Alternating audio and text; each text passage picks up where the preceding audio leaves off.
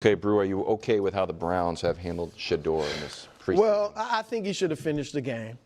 The 2-minute drill that they put Tyler Huntley in. I think he should have got more first, second team reps in the preseason training camp. But there's bad news and there's good news for Shedeur. The bad news is that the owner, I believe, despite what the owner said, Jim Haslam, I believe he drafted Shedeur. Yeah. All right. It doesn't make sense for the Browns to draft two quarterbacks that they realize both of them are projects, right? Draft two quarterbacks. Now they got to keep four. All right. So I don't think Stefanski and Andrew Berry, the GM, and I don't think they really like having Shedeur around. I'm not saying they don't like him as a person, but I think they feel maybe a I'm just reading what I'm seeing. What you're saying I feel like there's a little resentment there because it's like now we got to develop this guy to some degree, and it becomes a circus because of who he is and his last name. So I think that's the bad news for Micah. I'm seeing for Shedeur. The good news for Shedeur is that the owner drafted you because the owner is like, I want to see what this guy can do, all right?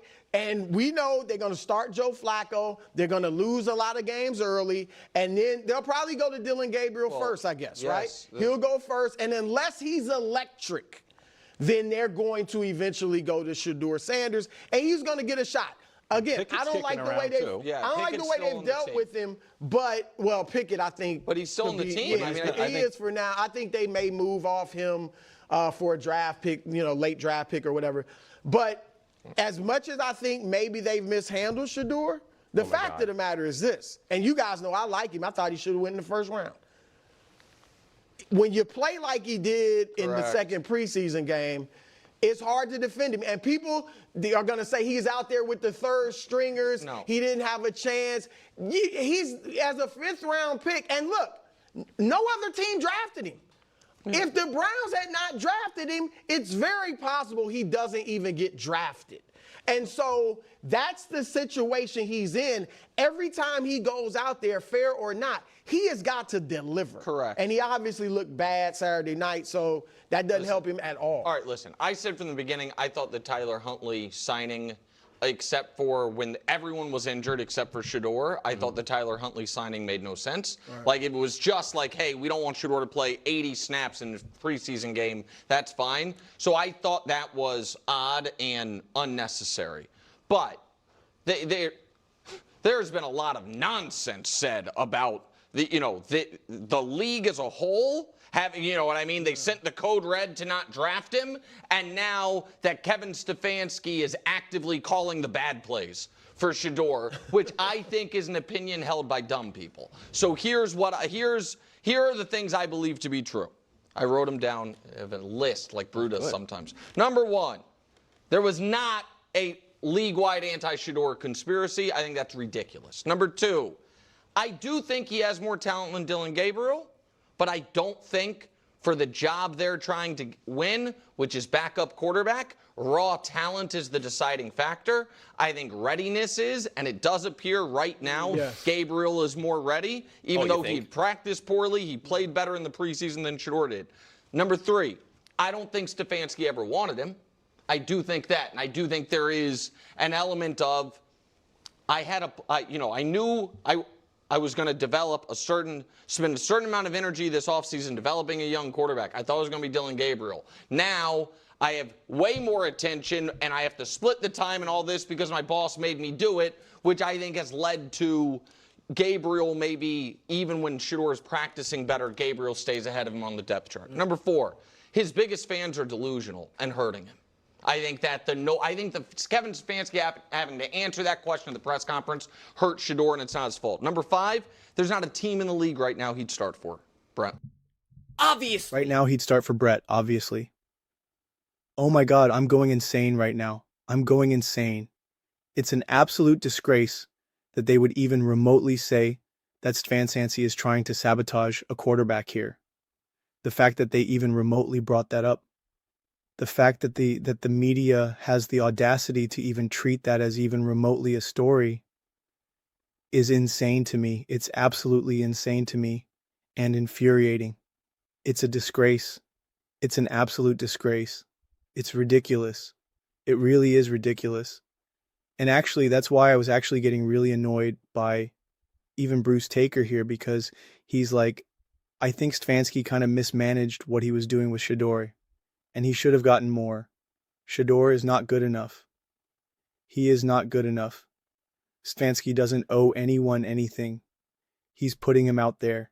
He's having him run the practices. He's putting him in preseason, and he's not performing well enough. He cannot play on time at all. That is what we saw in that preseason game. Okay.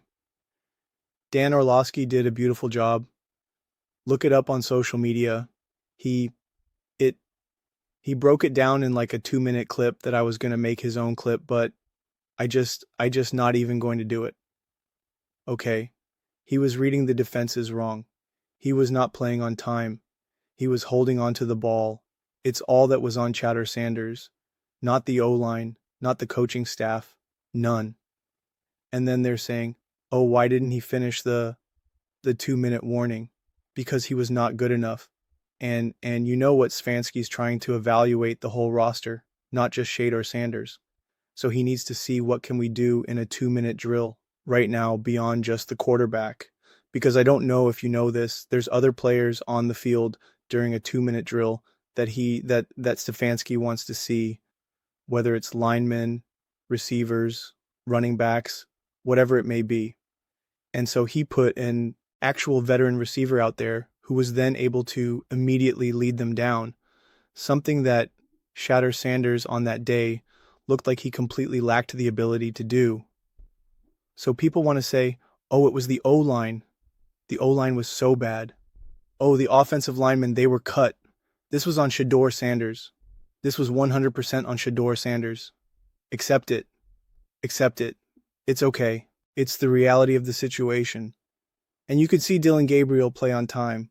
It's hike throw, hike throw, hike throw, hike throw. Shedeur Sanders, not so much. And offensive coaches, that is what offensive coaches want. That is what coaches want. They want you to run the play as advertised.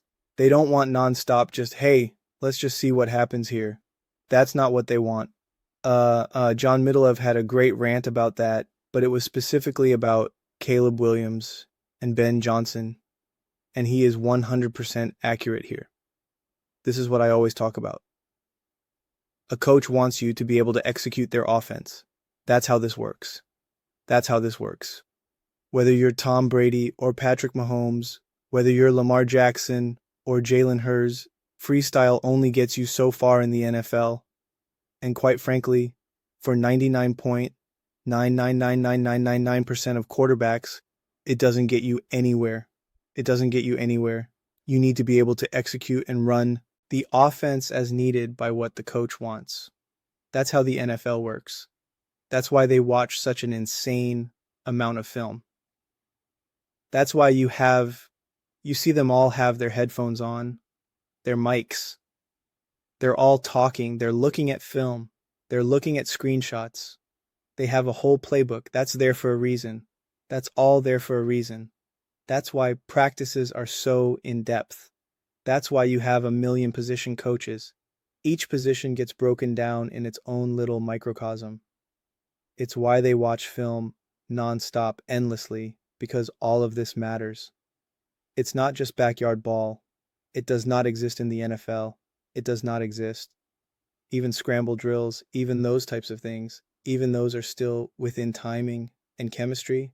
It's not just, oh, Lamar Jackson, Patrick Mahomes are just kind of trying to run around for some time and, just see who can get open. Even that is not necessarily accurate.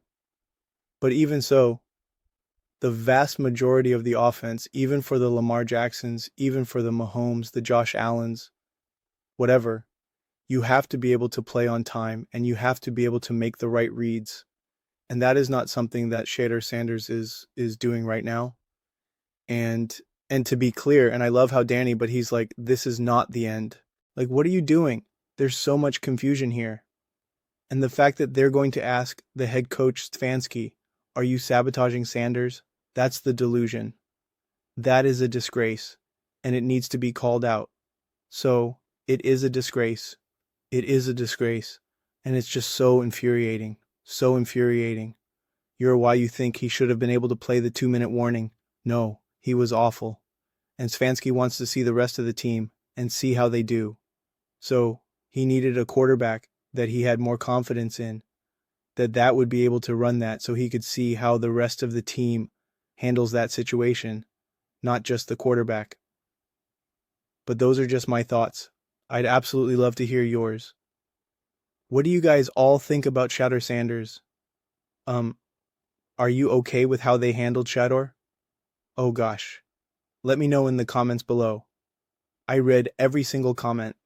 So whether you agree with me or disagree with me, either way, let's get in some discussions. Let's get in some fights. But ultimately, let's just have some fun. And please do consider subscribing. We are building an amazing community here, and absolutely love to see you part of it. I want to build something that we all generally feel connected to. It's something that we're really excited to be part of. I think we're on our way to doing it. And please don't forget to give this video a thumbs up, as it really does help with the visibility and the algorithm. Thank you so much. See you next time. See you next